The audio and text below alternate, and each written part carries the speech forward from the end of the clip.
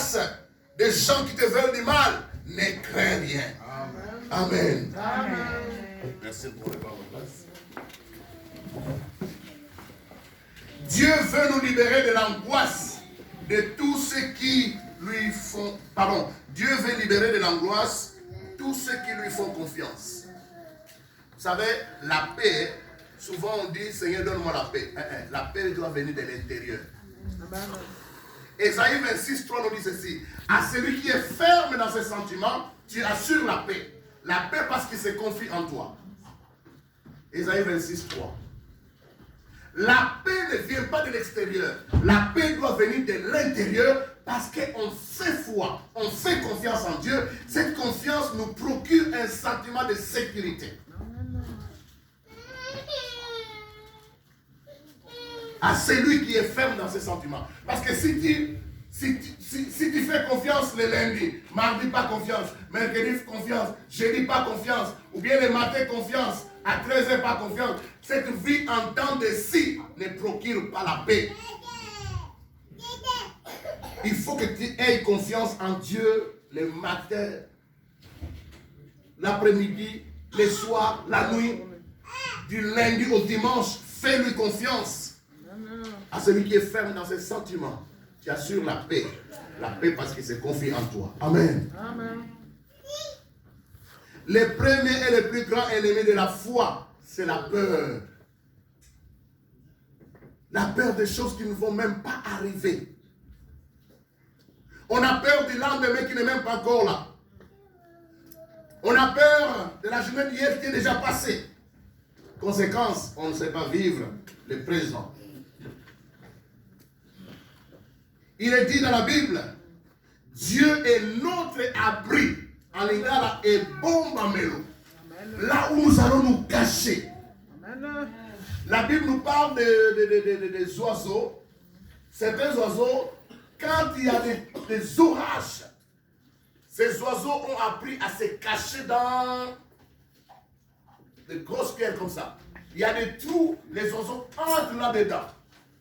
Et donc, que la tempête souffle à gauche, à droite, cet oiseau qui est caché dans cette grosse pierre sera en sécurité. C'est ça l'image de l'abri. C'est ça l'image de Dieu. Dieu est comme cette grosse pierre où il y a des trous. Nous sommes cachés. Même si le vent souffle fort, tant que nous sommes dans cette pierre-là, le vent ne peut pas nous emporter. La pierre dans laquelle nous sommes abrités est tellement lourde que le vent ne va pas l'emporter. Dieu est notre abri. Et notre sécurité se trouve en Dieu. C'est pourquoi nous n'avons rien à craindre. Oh, frères et sœurs, une des grandes caractéristiques des disciples de Jésus, c'était la confiance, l'assurance. Les gens ont vu Pierre et les autres. Ils avaient un courage extraordinaire. Ils avaient une confiance extraordinaire. Ils étaient étonnés. Ils disent, mais ces gens sont du peuple sans instruction. Où est-ce qu'ils trouvent ce courage-là? Même se tenir devant les gens ou prononcer un discours. Oui, quand on est en Christ, il crée en nous une confiance extraordinaire. Vous savez, Dieu peut vous donner des opportunités. Mais vous ne savez même pas vous défendre parce que vous avez trop peur.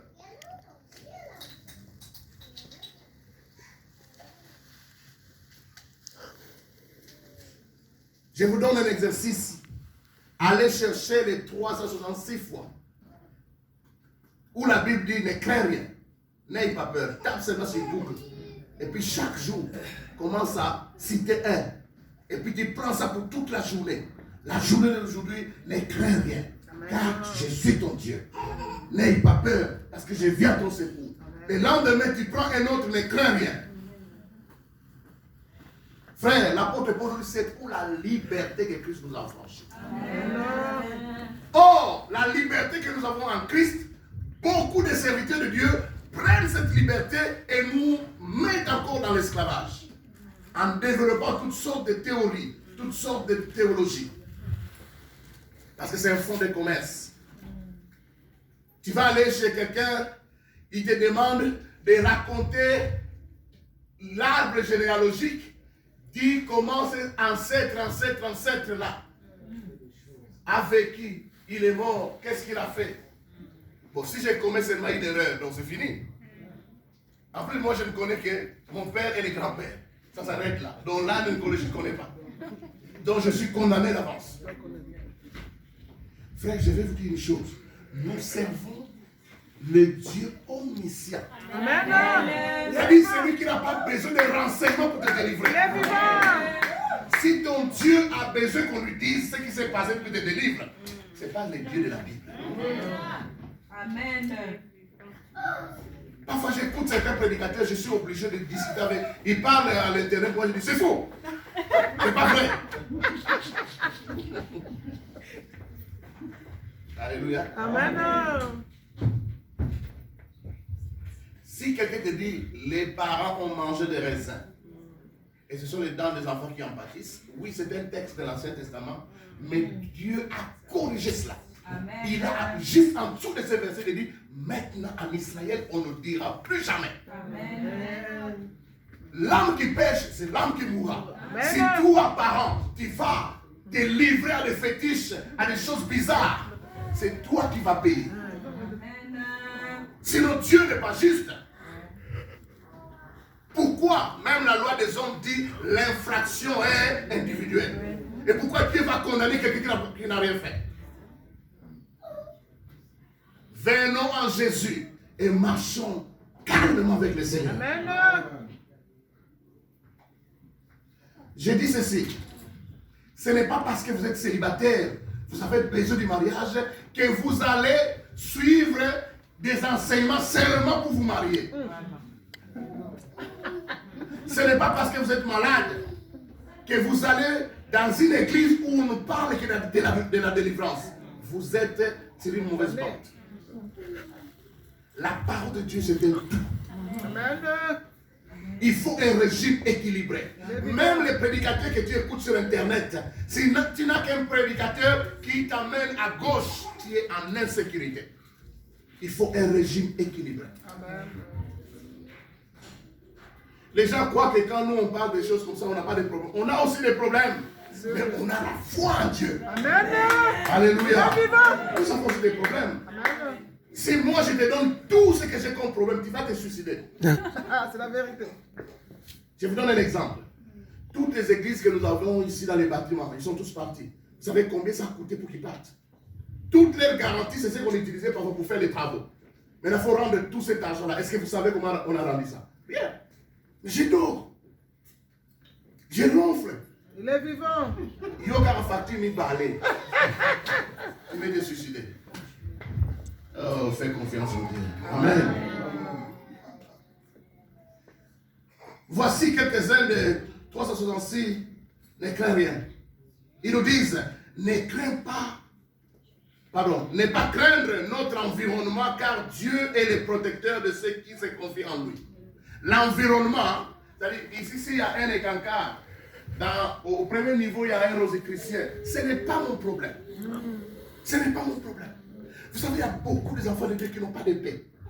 C'est la vérité. Or, il y a un chant qu'on chante, on dit, un chrétien je croyais être, mais j'ignorais le bonheur que Jésus, mon divin maître, vient apporter dans ce cœur. Oh, la paix que Jésus donne. Je ne la connaissais pas. Mais quand j'ai rencontré le Seigneur, là où je ne dormais plus, j'ai commencé à dormir. Amen. Alléluia. Amen. Je vais vous dire une chose. Je crois à la prière. Je crois au jeûne. Je crois au veillées de prière. Mais ce n'est pas ça qui sauve. C'est celui qui exauce au veillées qui sauve. Amen. Vous savez que quand vous priez, il faut encore que Dieu exauce. Amen. Est-ce que vous le savez? Oui. Quand vous veillez, il faut encore que Dieu exauce. Oui. Alors, la priorité, c'est celui qui exauce. Amen. Pas la prière. Amen. Parce que nous avons vu beaucoup de gens qui ont fait des doctrines. Ils jeûnent 40 jours. Tout le monde connaît. Mais, regardez ce qui se passe dans leur... Ils ne s'entendent. Ils vont au Congo, par exemple. Ils ont ces positions. Ils ne vont même pas voir leurs parents. Et vous allez dire que vous servez Dieu?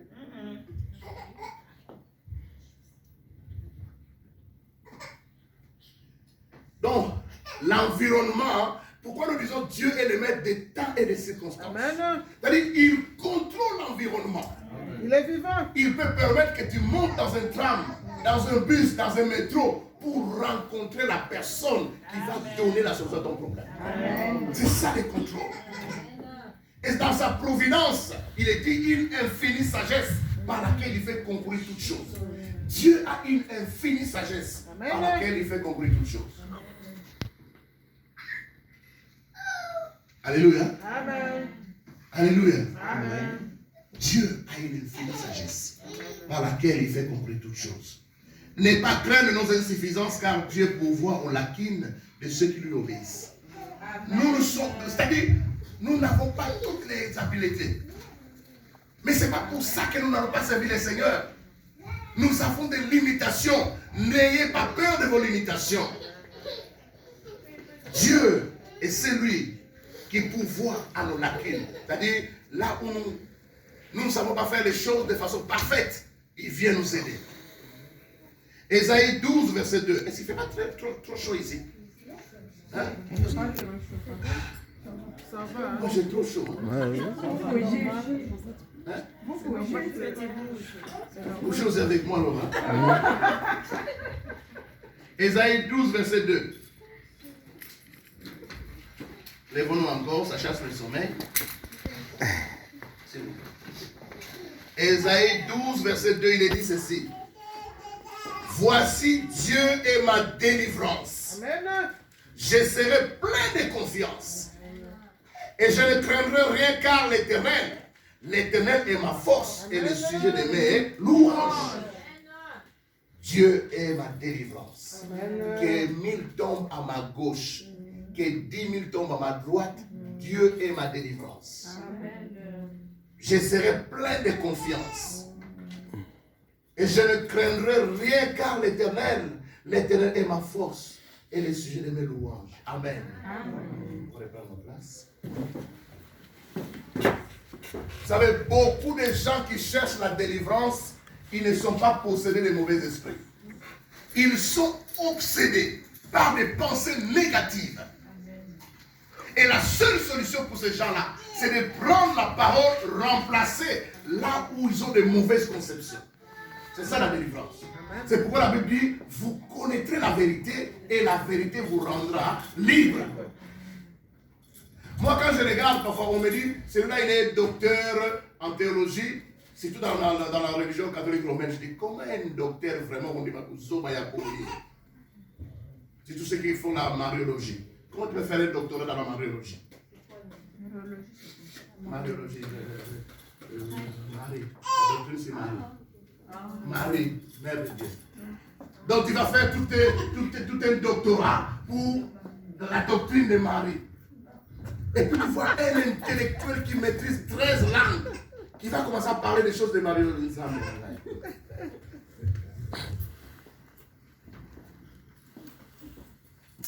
Vous connaissez la vérité, et la vérité vous affranchira.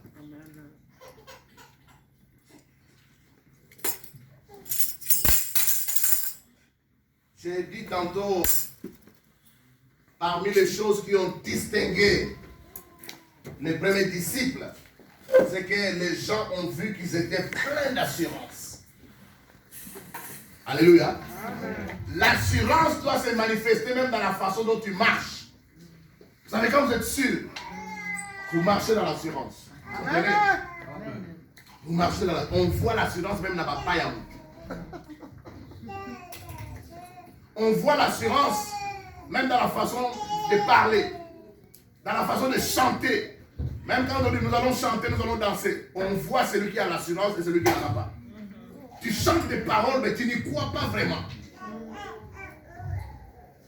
Psaume 46, verset 1. Dieu est pour nous un refuge et un appui, un secours qui ne manque jamais dans la détresse. Amen. Donc quand je suis faible, je peux m'appuyer sur lui. Quand je vais tomber, je peux m'appuyer sur lui.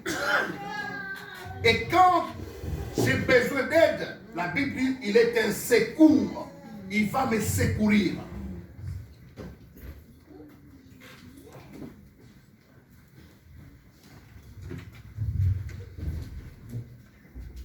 Le but de mon message d'aujourd'hui, c'est de restaurer la confiance dans nos cœurs.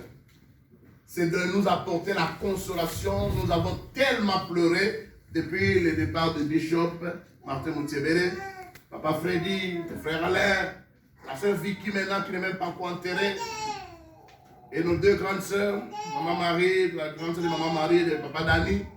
Parfois on dit, je n'ai même plus envie d'annoncer toutes ces mauvaises nouvelles-là. Mais dans tout ça, la Bible te dit, n'aie pas peur. Que 1000 tombent à tes côtés, 10 000 à ta droite, tu ne seras point atteint. Ça ne veut pas dire que tu ne mourras pas. Ton jour viendra, mais ça ne signifie pas que c'est aujourd'hui.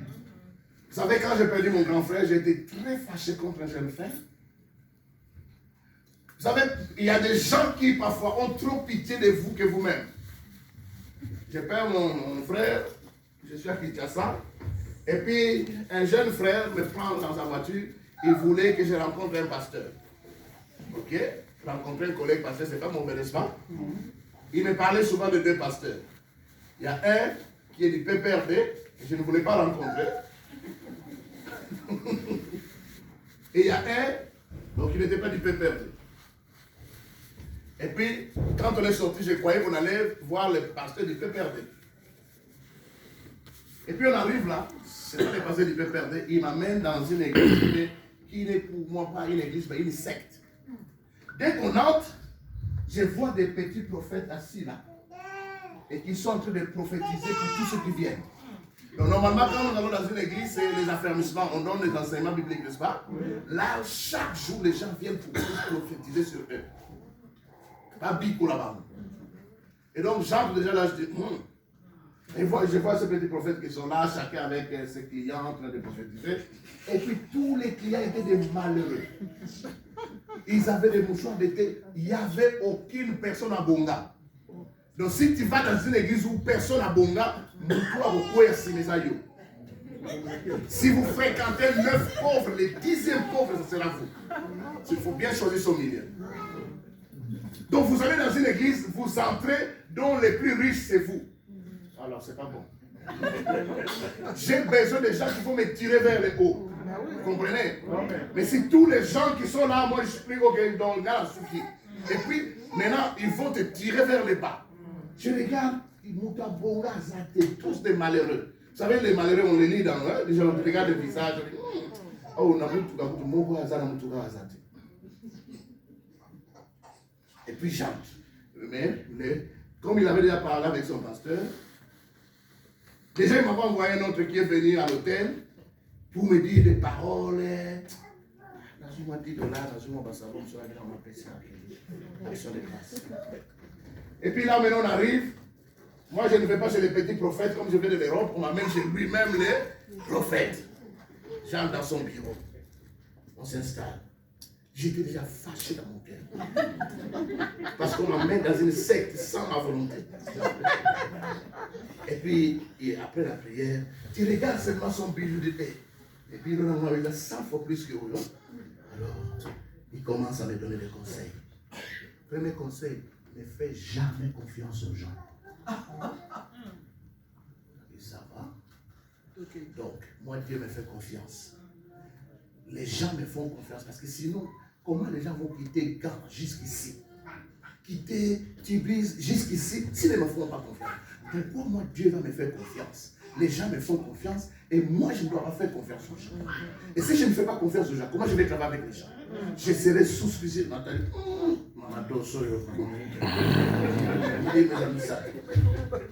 voilà les genres de conseils qu'on pourrait. Je suis sorti de là. Dès qu'on est monté dans la voiture, j'ai dit au jeune frère, plus jamais. Je l'ai menacé presque. Ne pense pas que moi je vais mourir parce que mon grand frère est mort. Parce qu'il avait pitié de moi. Quand mon grand frère est mort, il croyait que je vais mourir. Non. Que 1000 tombent à mes côtés, 10 000 à toi, je ne serai pas atteint. Mon jour viendra. Je suis conscient et je suis préparé. Il ne faut pas m'amener dans une secte parce que vous avez pitié de moi. Non. Et beaucoup de gens, on vous transporte dans des sectes comme ça. Parce qu'on a pitié de vous. Il ne faut pas que les gens aient pitié de vous. Non, non. Vous avez un Dieu. Amen. Ésaïe 44, 2. Ainsi parle l'Éternel qui t'a fait ou qui t'a formé dès le sein maternel, qui est ton soutien. Il ajoute, n'éclaire rien. Vous entendez? Ainsi parle l'Éternel d'Ésaïe 42, c'est n'éclaire rien. Il y en a plus de 366 dans la Bible. Chaque jour, Dieu te dit, n'éclaire rien. Mais pourquoi tu peur? Jésus ajoutait toujours, gens de peu de foi. Savez-vous par rapport à la mort? La Bible, c'est Jésus qui parle et dit, aucun moineau ne peut tomber sans la signature de Dieu. Vous le savez? Amen. Les oiseaux qui volent là, il n'y a aucun oiseau qui peut être tiré par une lance-pierre sans que Dieu ait signé. Dieu est le maître même de la nature. Il est plus écolo que nous. Il contrôle les arbres, il contrôle toute sa création. Dieu ne contrôle pas seulement les êtres humains. Toute la création, Dieu contrôle. Il n'y a aucun oiseau qui puisse tomber sans la signature de Dieu. Alors vous pensez que vous allez mourir par hasard. Un sorcier vous a mangé. Gens de peu de foi. Demande à tous ceux qui disent que les sorciers ont mangé. Explique comment on mange. Mais si tu n'es pas sorcier, comment tu sais? Et puis on va dire, on va dire dans mon livre, oh, l'âme appartient à Dieu. Dieu, donc l'homme a deux parties. Cette partie matérielle qui nous permet d'entrer en contact avec le monde physique. Et il y a une partie immatérielle que nous appelons esprit. Donc nous pouvons englober âme et esprit, c'est la partie immatérielle. Cette partie-là, c'est Dieu qui contrôle. Quand la sœur Vicky est morte la nuit, on ne sait pas quelle heure. Ce qu'on a trouvé, c'était son corps. Mais son être intérieur était déjà parti. C'est pourquoi on ne parle pas aux morts. Parce que l'enveloppe qui est là, le vrai homme n'est plus là-dedans. Le vrai est déjà parti. Et quand vous vous adressez aux morts, vous allez vous adresser aux démons. Si tu vois un parent dans tes songes, à Koufa, qui vient te parler, sache que ce n'est pas lui, c'est un démon. Il est dit dans Hébreux 9, 27, il est réservé aux hommes de mourir une seule fois. Après quoi vient le jugement. Vous savez, il y a nos bien-aimés, le pasteur bien sûr qui était ici, le papa Jean Baudouin, le frère Alain, ils sont vécus ici, non? Ils sont morts. Maintenant, venez ici à minuit. Il n'y a pas de lumière. Quelqu'un va dire, il y a un bâtiment, voilà. Mais est-ce que moi j'ai des problèmes avec les gens? Alléluia. Amen. Pourquoi? Parce que les gens croient que les passés, bien sûr, est toujours dans les couloirs. Si tu le frère qui est parti il n'y a pas longtemps, il est quelque part. Il est réservé aux hommes de mourir une seule fois. Donc ils sont. Le corps a été enterré. Avant l'enterrement, la partie intérieure était déjà partie. C'est cette partie-là qui vit éternellement. Soit avec Dieu, au paradis, soit loin de Dieu, en enfer. Alors ce que vous créez là, ce sont des fausses craintes, des fausses phobies que nous avons créées nous-mêmes, surtout dans l'animisme africain. C'est plus facile peut-être d'entretenir la foi des Blancs. Les Blancs ont la foi même quand ils ne croient pas en Dieu. Mais les Africains, ils ont souvent une foi négative, qui croient à des forces mystiques. Pour l'Africain, le mort n'est pas mort. Dès que quelqu'un meurt, la première chanson, Abel a quitté. Moi, je dis toujours faux. Parce que vous n'avez pas le bulletin médical de chaque personne. Arrêtez avec ce chant-là. C'est des gars qui font Abel a quitté. Abel a quitté. On a eu faux aussi. Ça sont les émotions. Vous savez, Abel a quitté. Frère, allez, Abel a quitté. Abel a quitté.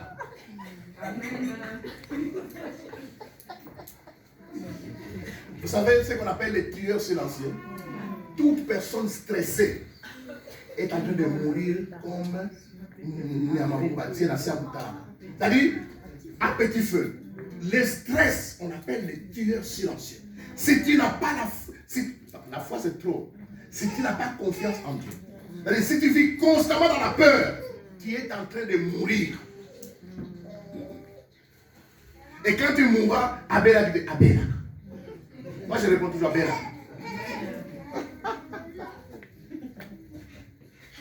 Les gens qui font des hypertensions, vous n'êtes pas au courant. Abel Armand va de la Genaille, vous n'êtes pas au courant. Abel a Abel a. N'est-ce pas que tous les hommes sont souvent des malades qui s'ignorent?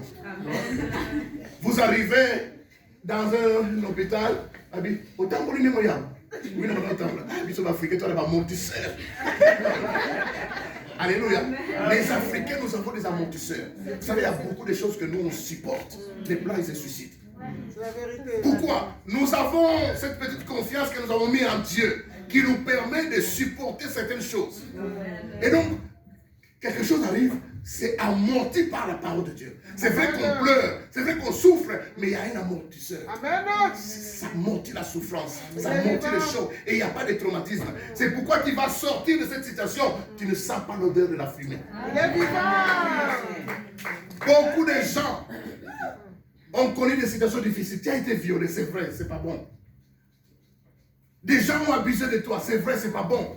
Mais tu peux sortir de cette situation, tu continues à sentir la fumée.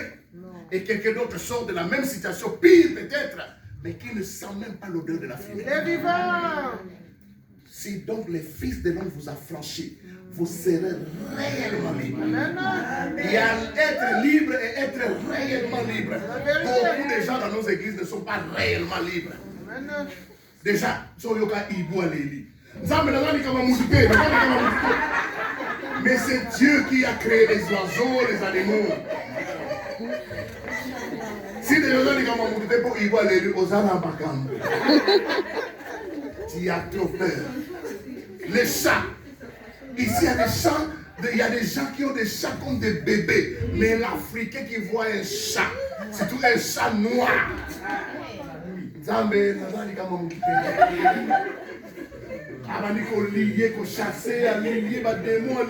Mais pourquoi Dieu a créé les chats si c'était un démon? Vous savez, si vous avez les chats à la maison, les souris vont fuir. Si vous avez des bombes de souris, achetez un chat. Mais là-bas, tu as la zobola. Alléluia. Que Dieu nous aide. La peur, c'est le plus grand et le plus... C'est le premier et le plus grand ennemi de la foi. Oh, tous les héros de la foi que nous lisons dans Hébreux 11, ils ont une seule uniforme, c'est la foi. C'est par la foi que tous les héros de la Bible ont fait quelque chose. Mais si tu vis constamment dans la peur, dans l'anxiété, tu es en train de mourir lentement mais sûrement. Parce que le stress, la peur, l'anxiété, toutes ces phobies-là, ce sont des tueurs silencieux. Mais tu ne les sens pas. C'est pourquoi faire foi en Dieu prolonge notre vie. Quand tu as confiance en Dieu, à celui qui est ferme dans ses sentiments, tu assures la paix parce qu'il s'est confié en toi. Dieu assure la